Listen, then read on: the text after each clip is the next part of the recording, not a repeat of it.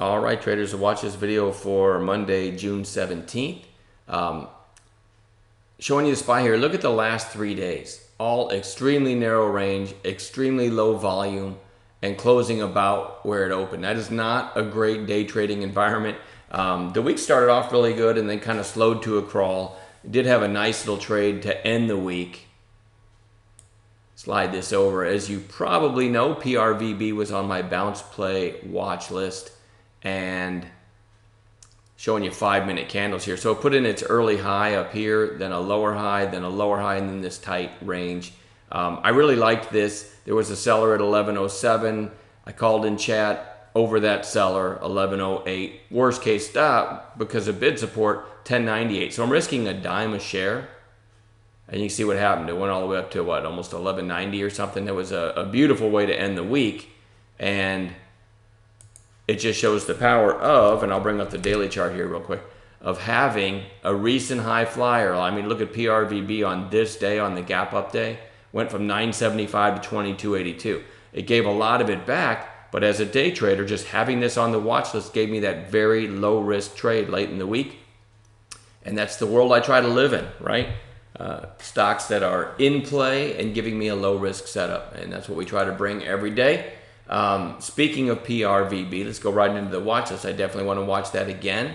It hasn't broken a previous day's high since it was over 22, but it seems to, switching to 15-minute candles here, certainly seems to have kind of built some support right here around 11 bucks. So I like this one for a potential long on Monday.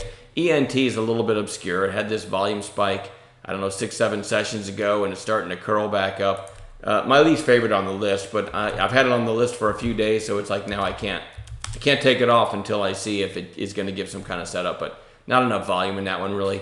ECOR, also you had this pop back here and then a secondary pop back here. Seems to have found some support.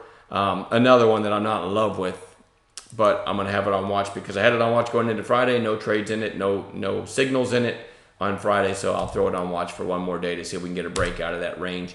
RH gave a nice bounce on Friday after the gap up. I said I wanted to watch this for a bounce. Now it goes on watch for Monday for a potential long. This thing had a good earnings report, beat estimates on revenues and earnings, I believe, and now seems to have maybe bottomed, and it could be up from here. This one can really move at times, so let's keep our eyes on it. NDRA had this nice day on Thursday, kind of an inside day on Friday. I like this over Friday's high, 169-ish. Might get it enough, might get enough momentum to retest this 182 and then maybe break out above that too. So NDRA goes on watch. WKHS, recently in play stock for sure. Put in this high back here, then a lower high here. An attempted nice day on Thursday, but gave most of it back. Friday right back up inside of Thursday's range. So potential long in this one. MAXR had news on Friday, possible sale of a division or something. Anyway, another one that is a recent high flyer, right? A nice move back here, another secondary move back here on big volume, and seems to have found support, right? About a week straight, around $6. Nice volume surge on Friday, and closing pretty strong. So that's one of my favorites, but it can be a tricky trader. RUHN. Had this spike on Thursday, kind of a quiet inside day on Friday. Not in love with this one either. I believe that's a Chinese stock. But we'll watch it. Chewy.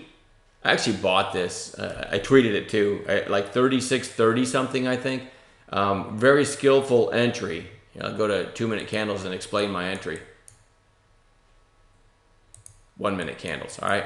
I'm going to explain my entry because a lot of thought went into this. It opened at 36. I closed my eyes and bought and got filled right there.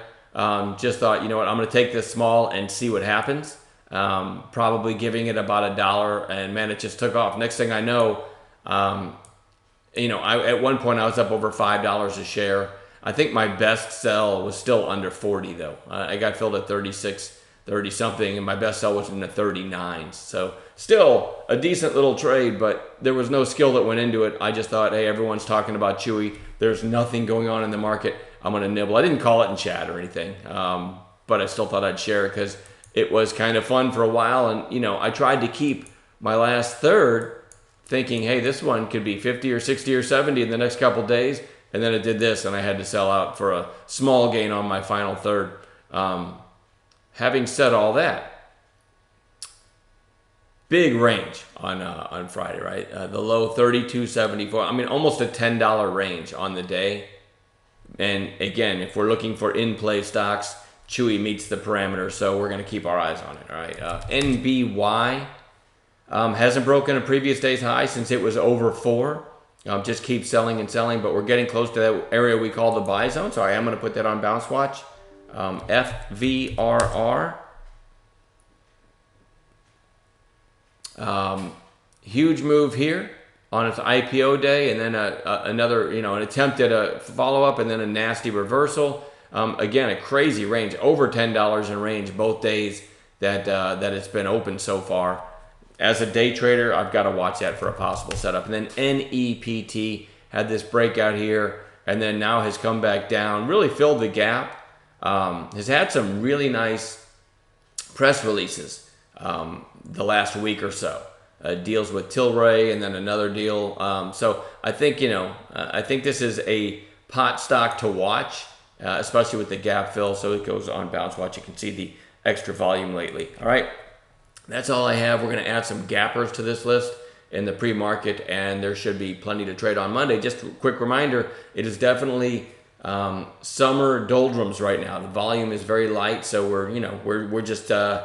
I said in chat on Friday, I said, I think one of the biggest benefits that I offer that I don't get any credit for is keeping people out of trouble. And I don't want to say I don't get any credit for it, because a lot of people in chat thank me for that. But, I know people join a chat room and they say, I want constant action, and they're thinking there's going to be 20 to 30 calls a day. Man, if there's nothing there, I'm not calling anything. I learned a long time ago not to force trades just because I run a chat room. So to me, it's my job to keep people safe and only call stuff if there's an A+ setup. So it's sort of an underwhelming benefit that I think I offer that a lot of other places don't. I see people on Twitter picking some random stock, a group of people that all kind of work in cahoots, right?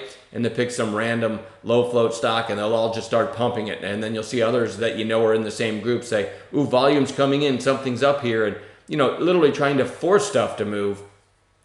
And I think that's a little bit ridiculous, and it kind of shows that they're really not looking out for people. They're trying to coerce people to buy stuff so they can sell to them. And that is a big danger, especially in a low volume environment like we're in right now. So, really be careful at succumbing to FOMO when you see a bunch of people pumping something. And in my opinion, you want to wait and make sure you're actually trading an A+ setup. I'm done babbling. Enjoy your Sunday, and we'll see everybody on Monday.